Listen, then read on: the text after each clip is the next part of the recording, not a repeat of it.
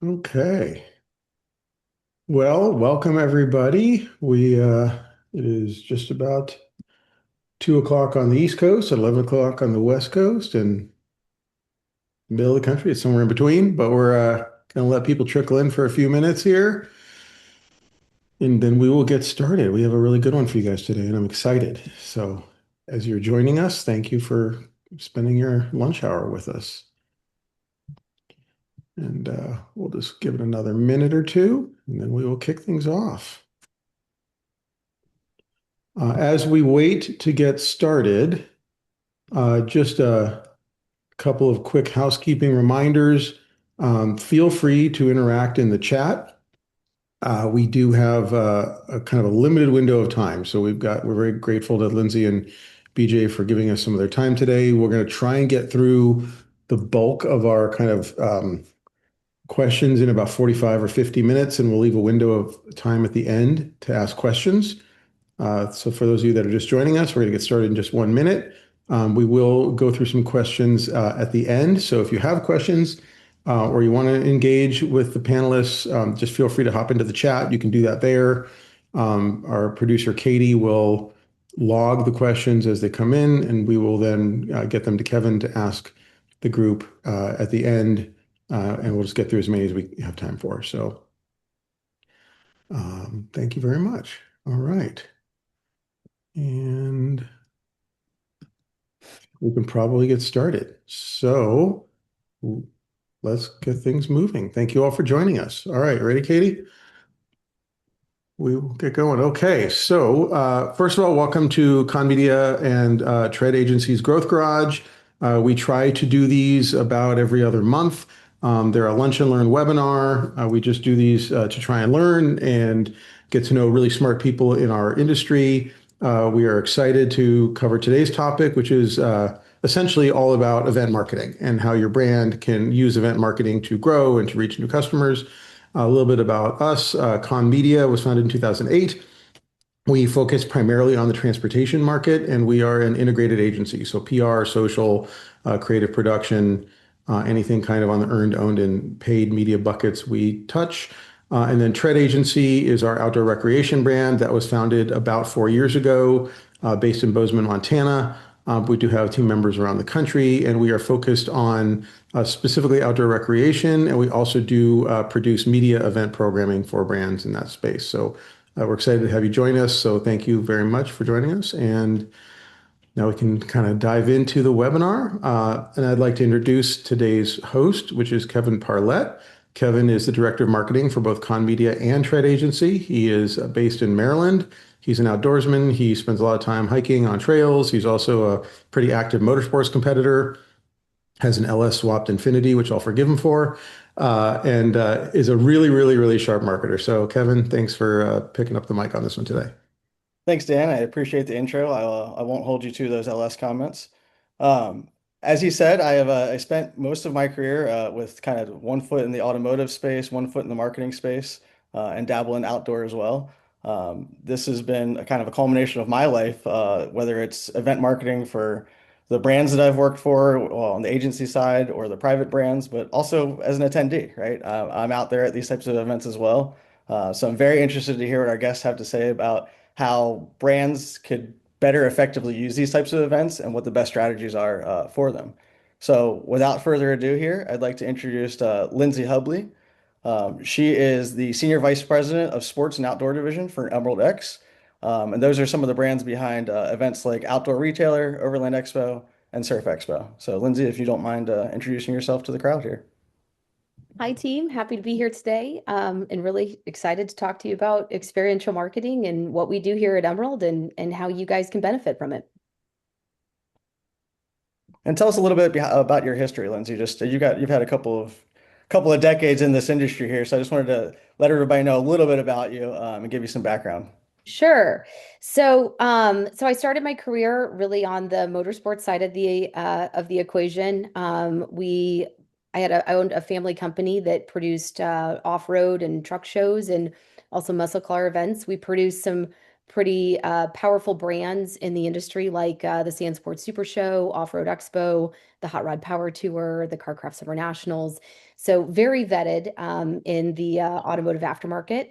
I also got the chance to serve on the SEMA board for about 3 years a few years ago and made the move into overlanding, built up the Overland Expo brand into what it looks like today. And we sold to Emerald in 2023.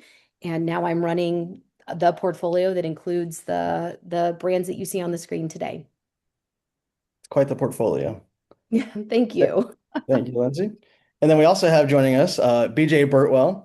He is the founder and CEO of Demo Days Festival and Electrify Expo, and also has more than 25 years of experience in this type of marketing and event coordination. So, BJ, if you don't mind giving us kind of a brief summary of your experience as well. Yeah, 32, 33 festivals in now for Electrify Expo, which is now expanded in demo days, over 600,000 attendees, over 1 million demos delivered across those events. We've just really focused on putting butts in seats and people behind the wheel, allow them to experience the product instead of always having the product explained to them, and really push people out the bottom of the purchase funnel. But I've been on the manufacturer and the agency side for most of my life doing events. So now I'm on the other side producing events. So I think, this conversation will do a great job of me being able to balance what it's like to be on the agency or the company side, trying to locate and find the right strategy for an event. And then also being on the event producer side and what we need to be doing for our exhibitors to make sure that they get the ROI that they need. That's perfect. Thank you for the introduction. That's one of the reasons I'm so excited to talk to you guys, because I think we all have very different versions of event marketing. And like you say, we're all immersed in it from professional to, weekend adventures and everything in between. So with those introductions done, let's go ahead and talk through some of our talking points we're going to cover today. Just so the audience understands, this is really going to be about event and experiential marketing at those types of events and why it matters. What does it take to plan a successful brand experience, and what makes it meaningful and memorable for the consumers that see it? And then what are some common mistakes that you see brands making that they can pivot from easily to make that ROI a little bit more effective? And speaking of ROI, how are you measuring that event marketing impact? That's something that a lot of brands struggle with, especially with some of these experiential things. So really understanding what the value is of that and how that fits into their entire marketing plan. And then at the end here, after we discuss those for about 45 minutes, we're going to have about 15 to 20 minutes at the end for audience Q&A. So anybody who's watching, please feel free to leave some questions in the chat. We'll try to get to them at the end. If something comes up in the middle that we see, we have a team watching that will flag it. So please feel free to leave comments and questions all throughout, and we will answer them when appropriate. So with that said, let's jump into our first question here. And whoever wants to take this one, well, you can start with whoever wants. So let's dive in here. Over the last decade, what have you seen as the biggest shift between traditional trade shows versus what we're talking about today in experiential events and activations? And how do you apply that to your own brands? BJ, you go first. Yeah, I mean, the biggest shift is obviously the digital shift that we've seen just across marketing in general. Screens are doing a good job of generating curiosity. I think where events fit into your strategy is like, if your brand or your product can be better experienced and explained, I think that there's a great opportunity for you to drive sales through events. But there's different type of experiential. There's B2B experiential. We focused on B2C today, business to consumer. Certainly there's an opportunity in the B2B world, but on the B2C world, it's like I was talking about screens. Like screens do a good job of creating curiosity, but experiences are what are going to deliver results. So I think the biggest shift we're seeing right now is just this shift of how marketers are balancing digital versus experiential, especially in a day and age where like all the research is out there for people to find, but the most digitally native generation that exists right now is begging to put their phones down. They're just they're inundated with advertising and screen time, and I think that's a big reason why Emerald, as Lindsay noted on a call that I had with her earlier, is just like that's why they were acquired. Like events are really a very strategic part of a marketer's plan going forward as people search for more of those one-on-one experiences. Yeah, I'd say the same thing. We have a lot of trade, B2B pieces in our portfolio, but I think the biggest shift overall that trade shows, it used to be about transaction, booking orders, a booth, a badge, a business card, like a follow-up email. Experiential events, they're about transformation. They're about social integration. It's about community and trust. You want to see like someone leave changed, not just informed about what's in the market. So, at Overland Expo, which is a B2C entity, very similar to Demo Days, it's letting somebody actually drive a rig through the mud. It's training in vehicle instead of reading just a spec sheet. And it's all about like hands-on touch and feel of the product. At a B2B trade show, we have like Outdoor Retailer, for example. Experiential is actually how we're fundamentally changing the trade show model. We've built a program called Wild Reach really for this purpose. So instead of treating the trade show floor as like a static backdrop with a booth, we're now embedding 150 vetted outdoor creators, which is an aggregated reach of like 12 million followers combined. We're putting them directly on the show floor alongside of our exhibitors. And it basically turns that 3 days of the convention floor into a live event content engine. Product debuts, real reactions, real demos. They're captured and pushed out while it's happening, not weeks later. And that is also engaging all of the exhibitors to really kind of up their booth presence because their booth then becomes like a launch event for products. So and BJ just mentioned this, but as far for like the biggest shift that we're seeing, and he referenced the Apollo acquisition of Emerald, there's a real paradox happening right now. And AI has made it cheap and it's made it fast to generate product photos, glowing review, a customer testimonial video. This is all content that used to require an actual customer, not today. And as that flood of synthetic content really grows and goes into the market, consumers are getting savvy and they're distrusting it. So that's pushing the value of anything that's like face to face or anything real through the roof. A live event is one of the only channels left where you cannot fake that moment. A person's actual hands, they're on a product, they're on actual gear, it's in front of actual other people.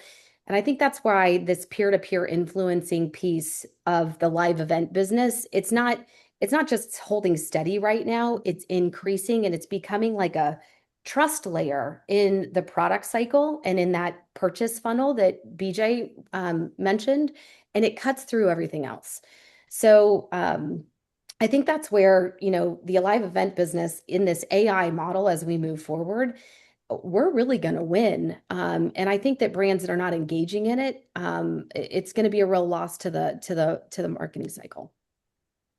I think those are all great points. Being hands-on, I think both of you spoke to that, right? And I think we see it in some of the younger generations now too. We're kind of turning away from social media and AI usage, like BJ alluded to. It's also an interesting note, Lindsay, that you brought up how some of the traditional trade shows and things are leaning more into those experiential type feelings at the trade show. It's kind of interesting how those are combining into a conglomeration between the two of those, right? Is there within the context of that? Most brands or marketing, teams would agree that these types of things are very effective, but a lot of them aren't taking advantage of it. How do you know when these types of experiences are the right investment versus a traditional marketing avenue or a traditional trade show? Go ahead, Lindsay. So I think, and this probably is, I'm a product of this environment, right? Because this is a lot of what I work in. So I think experiential earns its keep when the purchase decision is emotional, it's social, or it's trust-based at this point, which describes mostly everything in outdoor overland water sports in the aftermarket that I've worked my career in. I don't think anybody really wants to, they don't buy a rooftop tent or a surfboard off a banner ad with full confidence that that's what they want. They buy it because they touched it, they tried it, they felt it, or watch someone else they respect use it. And that's what the live event experience really gives us.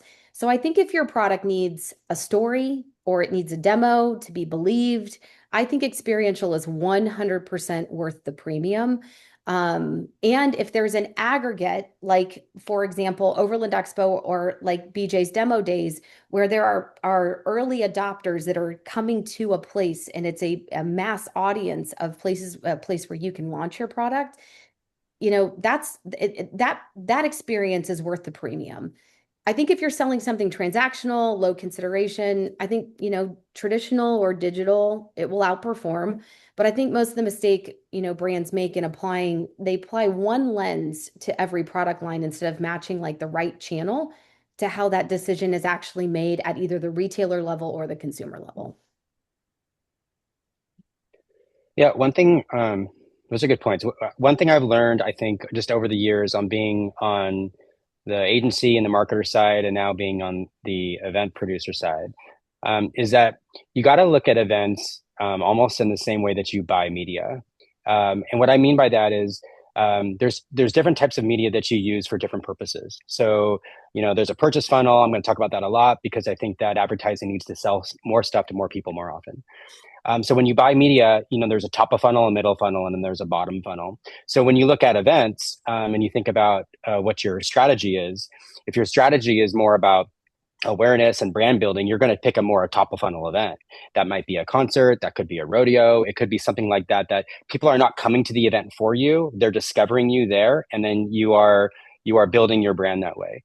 On the flip side of that, on the bottom of the funnel, that's where you're really trying to push sales, and that sale needs to come from the event, or it needs to come shortly thereafter the event. And if you buy events like you buy media, I think you'll have more success because then you'll know, and your team will know, both on the sales and marketing side. And I think that we need to get into that later about how those teams need to be aligned and synced when it comes to events. You'll be buying an event that's bottom of funnel. Your KPIs will be stronger. You'll know what to expect out of it. So I think that that's a really important point about how people go about picking events. And one thing to talk about too, between the sales and marketing, like you kind of alluded to there, is if, in our experience on the trade agency side, we have an event called the Traction Series, right? And this is where we bring a couple of brands out. We keep it a small thing. We bring brands out, media, content creators. And if you do it in the right way, you can get a lot of the content that you need when you're doing a product launch, a lot of hands-on things, a lot of testimonials, trusted media involved with those things. If you can time an event with a product launch, I think you can get a lot of those assets and things that you need up front and be somewhat cost effective with it too, compared to a traditional sense. Um, with that said, though, there's a lot of different avenues these days, right? And there's a lot of different ways to get to the consumer. I think Lindsay, you had talked about, getting to that specific audience, right? And making sure that you're toning each message or each activation to the right audience there. What is y'all's balance between spending at an event like this versus content creators or some of the other things that is still leaning on that influential person that they trust, like you went to, Lindsay, right? What's kind of your balance between using those two? So I don't see these as really competing budgets. I see them kind of as compounding. So I think an event is one of the best content engines you'll ever have. And it's built in with a participating audience that also gives you real actionable, connections. If when you build into the influencer piece of this, you know, the creator layer is almost embedded to the event itself, and you can almost have an entire experience that is literally built that involves not only your brand but the creator in an environment that is built for that product launch or that in that demo.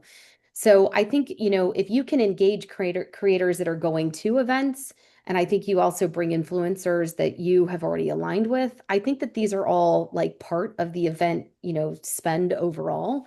But again, I really think an overall event is the best content engine you can almost ever have because you have these built-in audiences that you can leverage. For sure. I think Lindsay's approach to spending on influencers and bringing them in is really smart. In addition to that, our job as event producers is to bring in the right people for our exhibitors. I can fill the event with a bunch of people who don't care. And what's going to happen is my exhibitors are going to see that when they're there, and they're not going to come back. So as event producers, we really have to hone in with each exhibitor.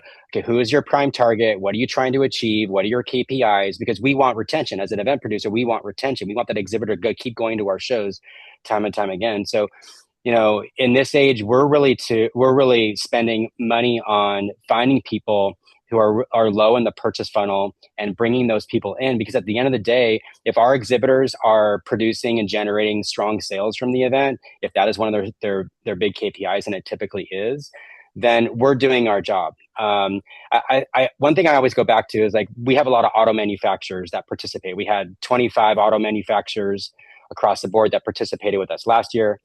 One thing I always go back to them and say is, like, hey, look, you're going to do 1,000 demos in your cars with real shoppers this weekend, and if they're struggling with trying to figure out, hey, where do we spend our money? I tell them about how we spend money on finding your shopper, and we bring them in. And then, well, how much would it cost you to have 1,000 people come test drive, your vehicles over 2 days? So I think, like, as event producers, we can do our job by really being smart with how we bring people in the event, that we're being honest and authentic about not only our advertising approach, but, our events analytics and everything that comes with producing a quality event for our exhibitors. So influencers, I think, are going to do a great job of, as Lindsay talked about being that organic content machine. And as marketers come to events, if they really harness the content opportunities that are there, they're going to leave with dozens of testimonials that they can use to continue to drive, low purchase funnel shoppers. So there's a lot of different ways to leverage events beyond just having a booth or doing a demo. Influencers and content and these sort of mechanisms are also great. I think beyond that too, if you have an effective activation that the audience is engaged in, right, you're going to get a lot of UGC out of that as well. I mean, that's, if you're going about that right, you're not just getting it from the ones you paid, the media or the content creators, but you're getting the average Joe Schmo who may not even know you, but felt inclined to post about it because they thought your product was cool or the activation you did was cool. Well, and that's where, like, when you build memorable experiences, and whatever that product launch looks like at an event, or even the event content itself, when you're building for that booth, like, build it almost for the person that isn't there. Because if your memorable experience is that memorable, then all of those attendees that experienced it will literally create that content for you, and that will reach way more people over the next 30 to 60 to 90 days than you could even potentially have at the event itself. Yeah, a lot more degrees of separation to a much larger audience there for sure. Yes, and that's not necessarily that's another thing that's changed over the last 20 years of events. You used to just reach the pocket of people that were there. Now it's a whole nother game in terms of how you influence product decision making and peer-to-peer influencing, way after the event and to people that never even attended. For sure. I think we started to lean into my next question here a little bit. We've talked about what makes these events successful, right? From the event side and why brands should be involved with it. But what does that look like for the brand itself? What are the key ingredients for them to be successful? I think BJ, you alluded to, you figure out who the audiences are and how to best serve them because the brands are your client at the event. What are some best practices for the brands themselves to be memorable and put on some of these activations at these types of events? Yeah, I mean, half the decision is choosing the right event for the right reasons. I think the other half is often, unfortunately, not given enough effort, and that is, how are you going to show up? How are you going to interact with that consumer? What are you putting in front of them? Picking an event and getting there is not. You might as well scrap it if you don't have a strategy on how you're going to show up. So, that's a big part of it. And then, I mentioned earlier about KPI alignment between sales and marketing. Very, very important. Marketers can choose events that they're supposed to be driving sales from those events. But sometimes, they're choosing events that are more top of funnel. So it's really about aligning with sales and marketing, figuring out what those KPIs are. I know, with demo days, we're pretty much low to mid funnel. So what exhibitors are trying to do at demo days is really load up their sales funnel with shoppers so that they can ring that funnel out at the event and in the 90 days following the event to spike sales in that region. And they do that through, engaging experiences, demos and exhibitions, like you said, both off-road and having dirt demos and pavement demos and across power sports and automotive and two-wheel and all the other manufacturers that are there. So I think, those two things I think are something that they got to really focus on is, sales and marketing alignment, and then not just choosing the right event, but, really having a strategy on how you're going to show up. Is there anything that stood out for you as a memorable piece in the brand? You don't necessarily have to mention the brand, but is there anything that's really stood out from you that's kind of separated some of the others that, and I'm sure the next year some of the brands that are around them learn from that and evolve, right? I think Lindsay alluded to that earlier. We see it in traditional trade shows is, oh, the booth next to me is doing this. Next year I got to raise my game. Is there anything specific that you're seeing that's really stood out over the last few years? Go ahead, Lindsay? BJ. Oh, Okay, sure. Yeah, there's a couple of experiences that have stood out. One was pretty recent. We had an event in LA at the Rose Bowl, and in the automotive industry, I think there's a lot of confusion around what Amazon and Amazon Autos is doing. I think a lot of people see that as Amazon Autos circumventing the dealer, and that's exactly not what they're doing. So they came out with a pretty awesome activation in LA where they really educated people on how the whole process works. They had an amazing structure, an exhibit, a full customer journey through the entire process. They had some cool games and some cool giveaways. And it was one of the most popular booths. But more importantly, people learned that, okay, I can be at demo days today. I can go for a test drive in this Hyundai, and then I can hop on Amazon Autos and I can transact right in the moment at demo days and buy a vehicle. That vehicle is now serviced through that dealer, and that dealer drop ships that vehicle to me the next day. So I think that it depends on what the messaging and the communication case is for each brand. But Amazon Autos did a great job of educating people at our last event in LA. That's great. That's a quick way to make that funnel very, very short too, right? Go from It test is. driving to clicking one button to buy basically That's is the day and age we're living in now. And for many people on this call who are DTC, it only takes an experience, the right experience with the product to get people to transact on their phones nowadays. So yes, absolutely. That's the whole plan. And Lindsay, kind of a similar question to you, but potentially on the other side, right? That's a pretty high-end activation. With brands that have limited budgets, where would you suggest that they invest in some of these types of things? What would be the first place you would invest in these types of events? well, so there's been some experiences that like for example that I've seen even in like the trade show space where sometimes you're under the convention center lights and you have to make your 10 by 10 or your 20 by 20 like more engaging than if you sometimes you just can't put it's like butts and seat marketing and putting a product like through a demo track. So I actually saw a really good activation from YSL. It was a YSL Beauty, and it was a pop-up combined with like gamified zones, very similar to what BJ was talking about. And it was a photo moment. It did all the work. It was branded, it was a well-lit photo, and it was a content station. And they basically had these gamified zones with a curated photo opportunity. It pulled over 5,000 participants.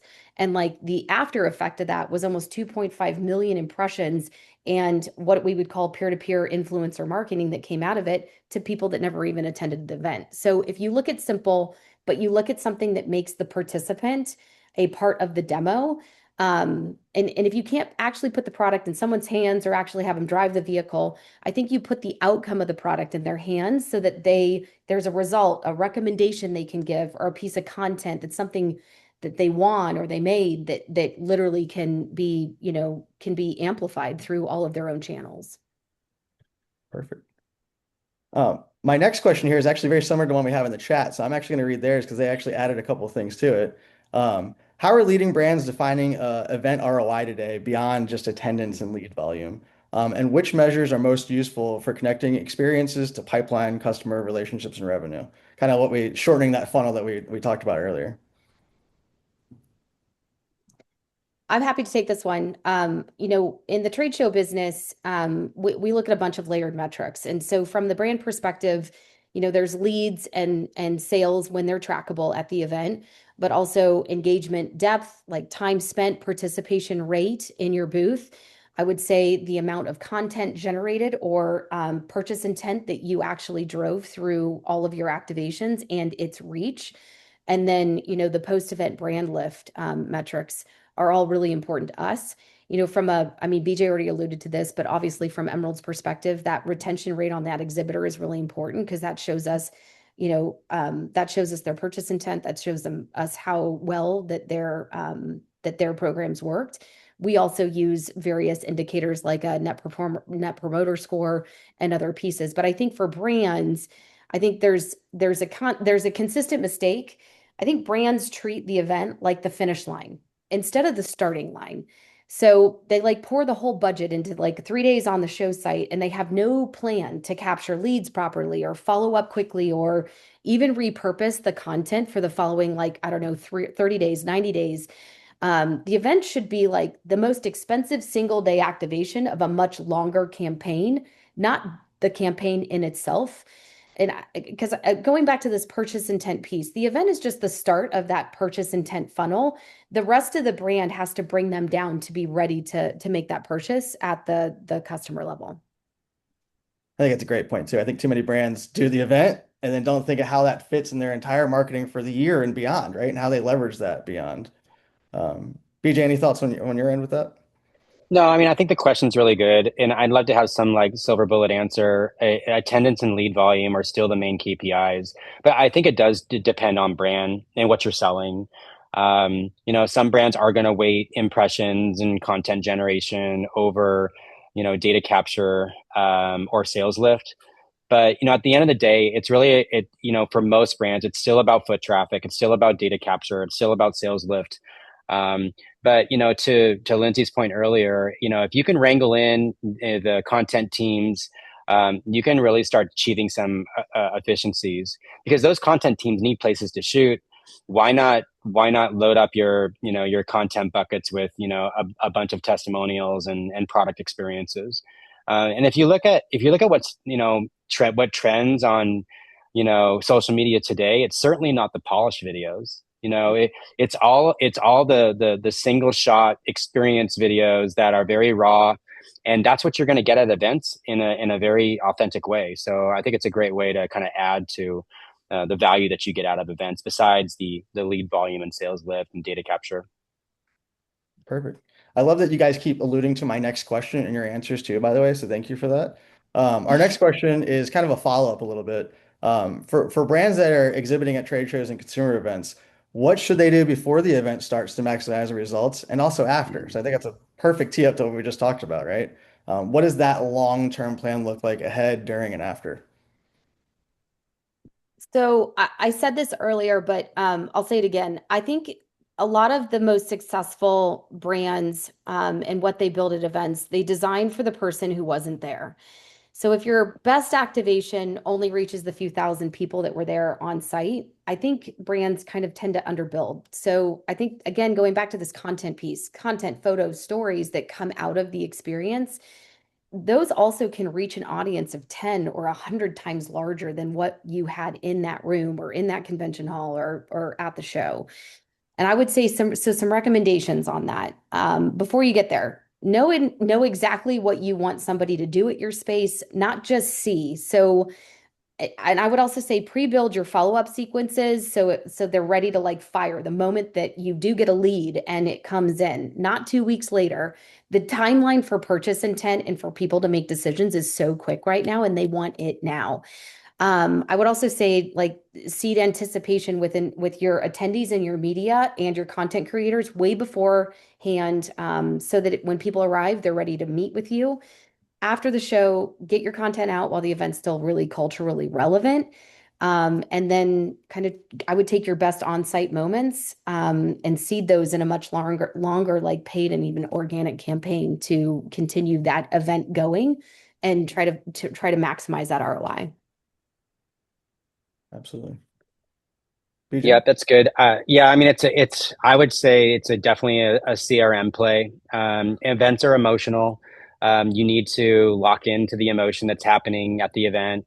certainly, and you can't do that after the fact. So, what kills a deal, what kills a sale is time. Too much time elapses between the emotional connection with the product and then the messaging or the offer from the manufacturer, right? So you got to close that loop, and that doesn't happen by figuring it out at the event. I do see exhibitors scramble. I also see other exhibitors who just don't have a plan. Like they really just think that every sale that they're going to get is going to come right that weekend, and there's no plan following up with all the data that they captured on Monday.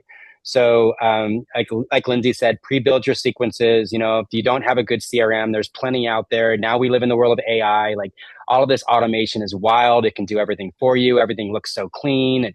You're just going to crush your numbers if you have a really strong pre, during, and post. So I think too many times that's left on the table, and without a bunch of sales. For sure. I think those are all great context. When you have the budget to be able to do those things, I think it's effective to do all of that together, right? What percentage are you guys seeing in spend? And I'm getting a little nerdy here with this question. This is not a pre-planted one. If I'm spending X dollars on my event, how much should I be spending ahead and behind of that? Because I think that's really the driver, like you guys are talking about, right? And Do I you have a guess good formula on that, Lindsay? I don't have a good formula on it. I'll be honest, I would just be like throwing things in the wind. But I would say I don't know that it's actually like a metric of spend. I think it's more in the plan. And so if there is a good pre-plan, what your on-site activation looks like and a good post-plan, but you'd be amazed. So, Emerald has a very sophisticated lead gen capture program. I don't know what BJ's looks like, but I'm sure it's equally as is built. But you'd be amazed. I mean, we can deliver 300, 400 leads, qualified, like even retailer leads in the B2B space. And those retailers don't ever get contacted like after the event. Is that not nuts? So, like, even in those systems, I would say make sure that you do engage with anybody pre-event that you can. And I think it's harder in the consumer space, but in the B2B space, it's really to set those preset retail meetings or it's preset influencer meetings or engagement because you know who's coming. And then really, the booth space on site should really be, the it should be like the lead gen mechanism, but that follow-up moment it's so incredibly important. And I want to go back to one thing too that I thought was important, but I missed. I guess it's kind of related, but um, for manufacturers that are on this call that have dealer distribution, um, you don't underestimate B2C events to bring your dealers to those events to allow them to see your product in action. You'll be amazed at how many more dealers you sign up. So, your sales team have people in the funnel in all of these different markets that these events are in. You need to be coordinating with those sales teams, getting those dealers to experience your brand at the event. Then there's FaceTime. Then they see the product. Then they get excited. Then they sign up. Then they're buying your product. That's what happens a lot. So, even though it's a B2C play, make sure that you are, locking into the B2B sales team and see what you can do there to bring to add dealers to the mix. I will I think it's definitely second that because even in the trade show retail model, right? Like the reason that we're doing the Wild Reach program at Outdoor Retailer is really to seed new products and show those retailers consumer demand so they know it's there to pick it up in store. So it fuels the entire revenue funnel. So that consumer event, that influencer, like those people will tell that dealer if they're ready to start selling that product. And it just provides them even more like trust that whatever they buy, whatever their spend is with you that year, that they'll be able to sell that through. And even they get to see your marketing campaigns and they see the way that you interact in a D2C environment. I think that's similar to like the rising tide raises all ships, right? Involving those dealers and distributors in those types of things gets them connected, gets them excited about the brands, and just helps everybody in that process. Do you guys have any specific, tips or tricks that you do for those dealer type things to help incentivize that? Is there any sort of pre-email drips that you guys do with that to help communicate that differently than you would to normal B2B or D2C? What Um, is it? I guess is the question, are we educating kind of the manufacturer on how to Yeah, actually yeah. implement Yeah, that like model? how are you enticing the dealers and stuff to want to come out to these things essentially as part of the more simplified version of that? Go ahead. If you want to speak to the D2C Sure. model, yeah, go ahead. Yeah, yeah. I mean, that's definitely a B2B question. But on the B2C side, what we do is when we're working with a manufacturer who has dealer distribution, whether it's a motorcycle manufacturer or even an aftermarket automotive brand that's distributed through tuner shops or off-road shops, we're making sure that that manufacturer is getting free tickets to bring those dealers out. There's a VIP area where they can sit down and have those meaningful one-on-one discussions. So we're trying to make it as easy as possible for that B2B sales team at that exhibitor to bring their dealers in. That's kind of what we do on the B2C side. And then I think the magic happens really at the event. I mean, so many brands have signed up, quite a few dealers at our event. So it definitely works. What do you think, Lindsay? So I can speak to this more on the B2B model. We do something very similar on the B2C side with Overland Expo, definitely provide manufacturers and retailers, free tickets to come out to the event and engage. And not only does it fuel like new and discovery conversations with those retailers for products that are on the show floor that maybe, they don't have, sophisticated distribution or they haven't been discovered in that category yet. But the other piece of that is it does fuel, again, those retailers seeing product demand in real time, so that they, maybe increase their orders or, it pushes the funnel through. On the B2B side, especially with what we're doing like Outdoor Retailer and Wild Reach, we are really trying to really develop that new and discoverable brand place where you can launch your product, right? What we've seen, especially in that space, is that, retail, there's been a lot of brands that have gone D2C on that side of the business. And so really bolstering up the retailer, especially that outdoor kind of specialty store, has been really the focus of what we do. But we've been talking to them about attending the show for new and discovery. We've been talking about, really amplifying the products that are on the show floor through that influencer moment. And, if you are a young brand, let's say this is your first show that you've ever launched at, but you have the opportunity to get in front of 12 million followers by engaging those 150 influencers on the show floor, like that's a win for you. Now you've got to build the moment in your booth to make sure that you can attract those folks to your booth. So I just think it's all about the flywheel in terms of how we're investing. The one extra thing that we do for our outdoor specialty retailers is we do a pretty sophisticated hosted buyer program that covers hotels and flights and those types of things. But our main purpose in that side of the business is B2B. Perfect. I think that was a perfect answer there. All right. We have one final question here, and I know this we could talk about this for days. I get that. There's so many intricacies to this, right? Except for B2B, D2C, running it. We could talk for days about this. But to oversimplify it a little bit here, if you could give every marketing leader one piece of advice before they invest in an experiential campaign, what would it be? BJ, you want to go first with this one? Give Yeah, Lindsay. I mean, I guess I'll go first. There's lots of things that come to mind. I'm sorry to even have to say it. It should be a no-brainer, but know your KPIs. Know how you're going to measure performance. Make sure your sequencing is established. One thing that gets overlooked oftentimes is well, not only how you're going to show up, but who are you showing up with? Like, who are the attendees actually engaging with? Are they engaging with somebody that can talk shop? Like I came up in the auto aftermarket roots, right? So I was doing events for McGuire's and honestly, I was a young kid and I was given a lot of freedom. And there weren't very many KPIs except go get out there. But in hindsight, like we could have been doing so much more if the KPIs would have been properly set.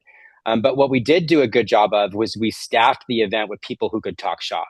There was nobody that could come up to our booth and out talk the technicalities of our product.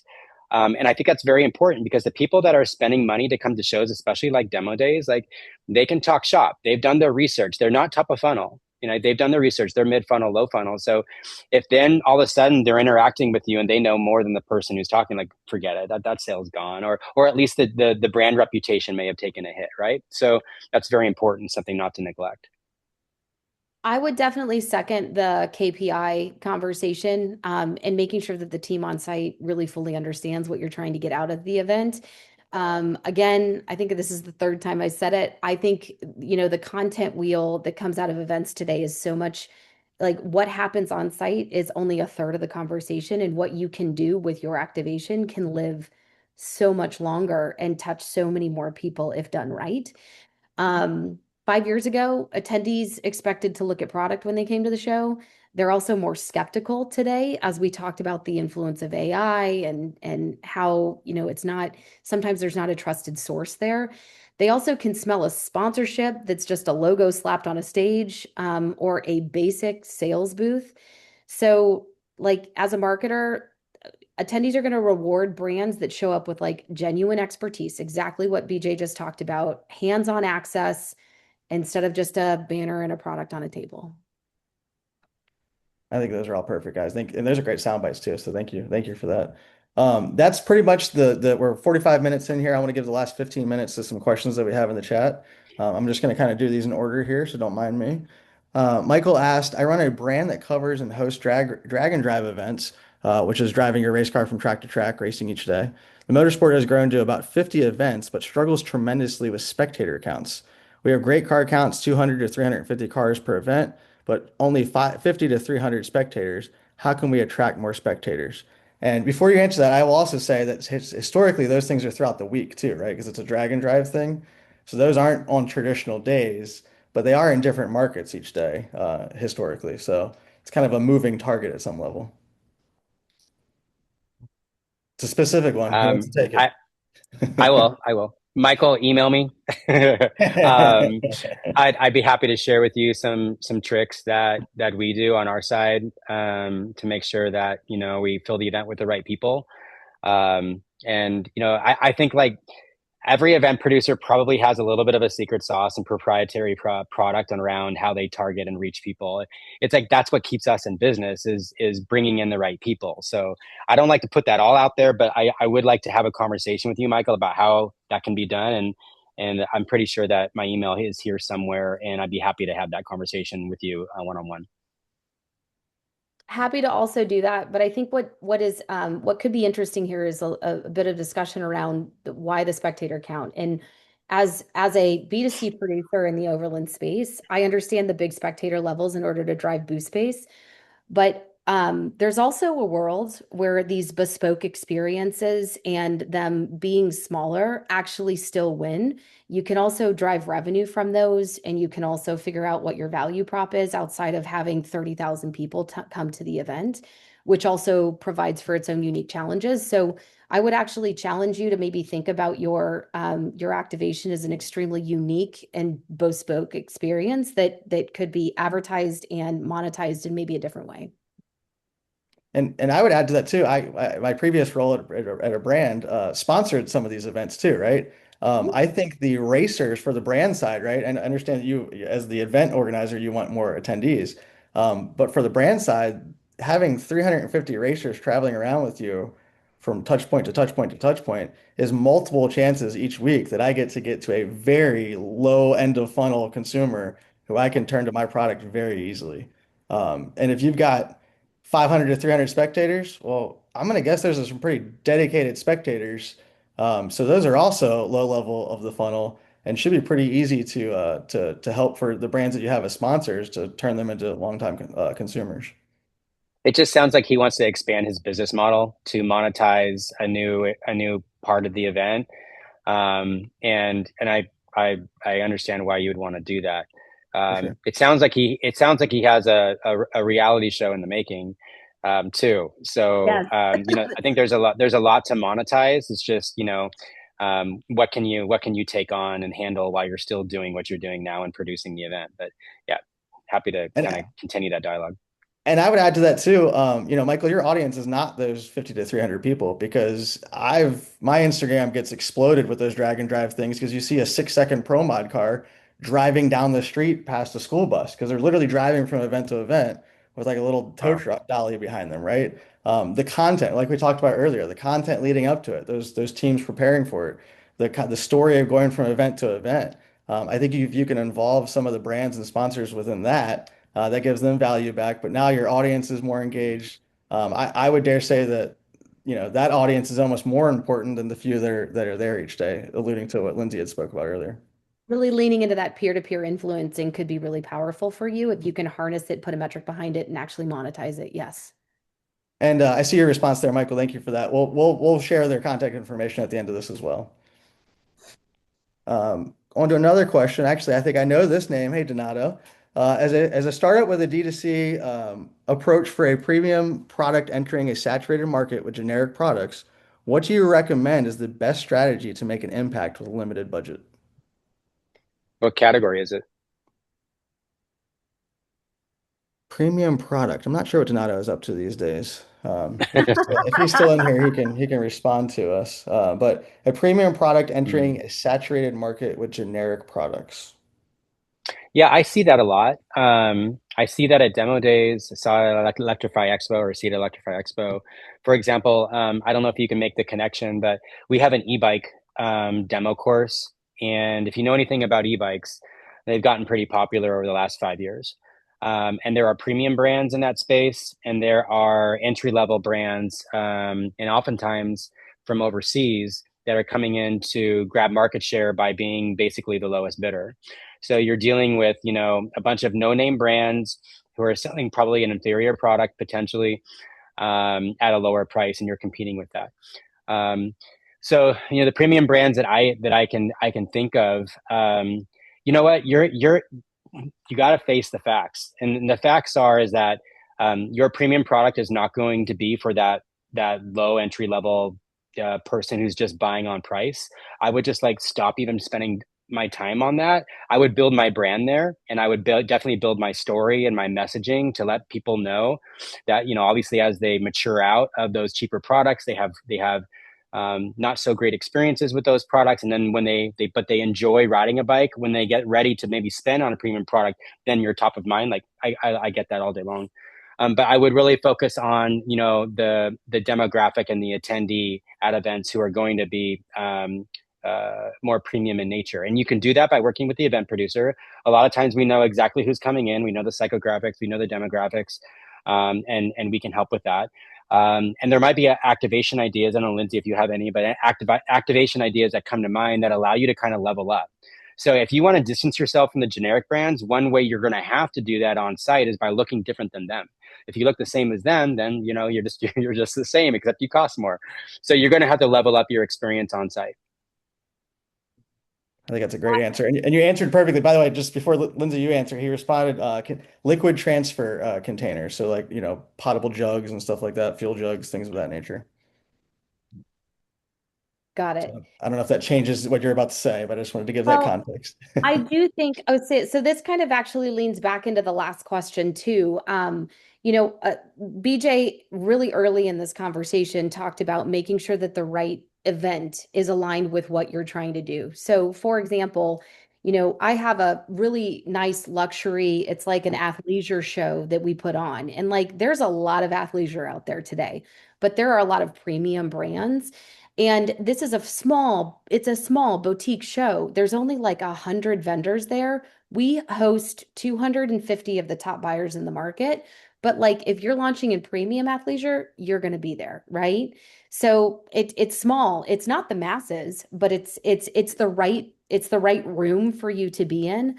And I would say in those situations where you're trying to really look at a premium product, I would lean in on even products like Michael's product, which is maybe you're not there, there's not a high purchase funnel where they're dipping in at the top. You're coming in at the bottom where people are there to buy and that it's an early adopter audience. So work with your event producer. I would talk to your event producers before you go and get involved, but I would say even these bespoke experiences would be a good place for you to launch.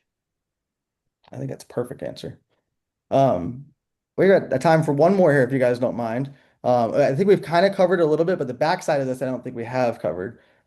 Cameron asked, for brands with limited budgets, where should they invest to create the biggest impact? I think we've kind of answered that. But where do you see companies overspending? I don't know that we've asked that one yet.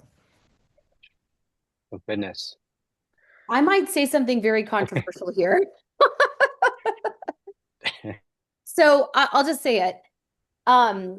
So big celebrity spends I think that brands can overdo it on big celebrity sprints. We see that in the trade show business all the time with someone bringing in like a top note keynote that's just an inspirational speaker. Audiences in our data have been telling us that they think they want to see things that are more impactful to them. And that they find that some of those inspirational speakers I mean, they're kind of a waste of money because you don't have a lot of people that come back in return for those experiences. So that's something that I do see big brands investing in. And I think there's also a discussion around here about creators, right? Like some of those really big impression creators, they're going to demand a lot of money from you.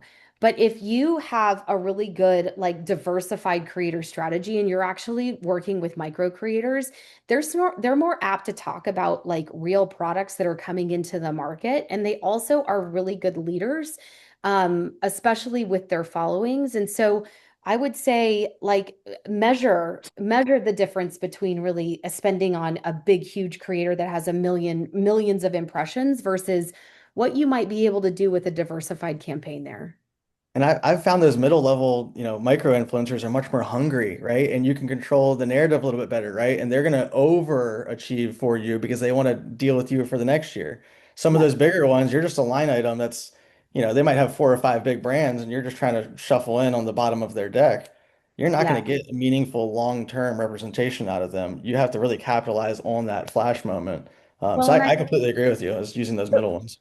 the one thing also, this also applies to like athlete marketing versus like micro creators.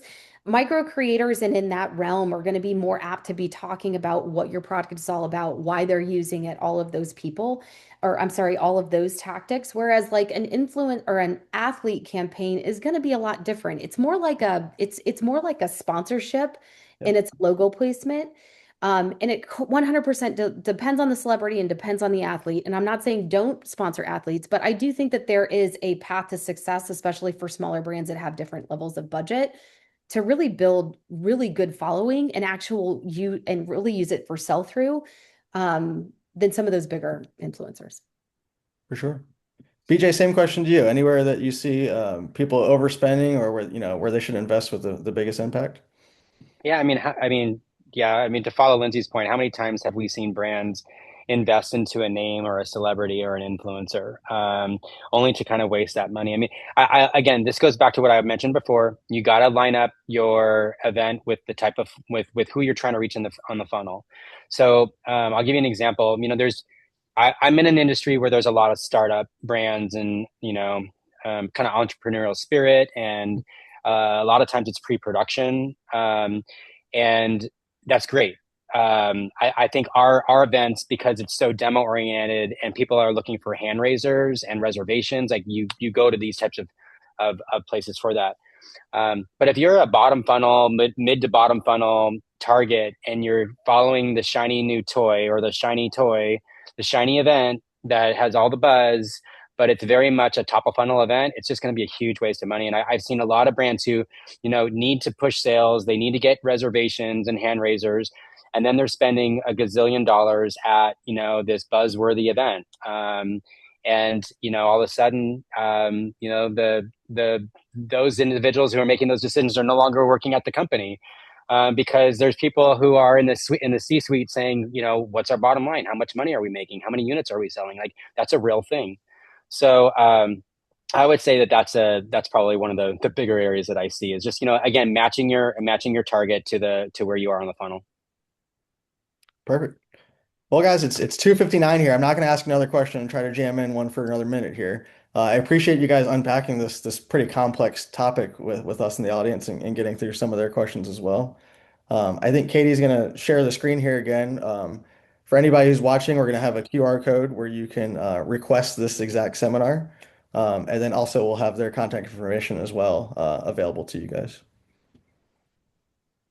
Dan, I don't know if you wanted to have any parting words here, but Yeah, I Lindsay, just wanted to thank very much. Lindsay and yeah, just thank you, Kevin, and thank you, Lindsay and BJ, for your time. That was super interesting.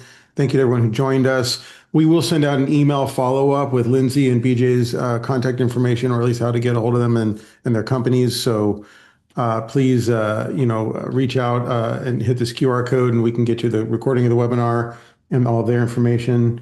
And again, thank you to Lindsay and BJ. That was really, really interesting and really appreciate your expertise. Thanks, Dan. Thanks, Kevin. Thanks, everyone, for joining. Thanks, everybody. Thank you, everybody. Have a great Thank you guys weekend. so much.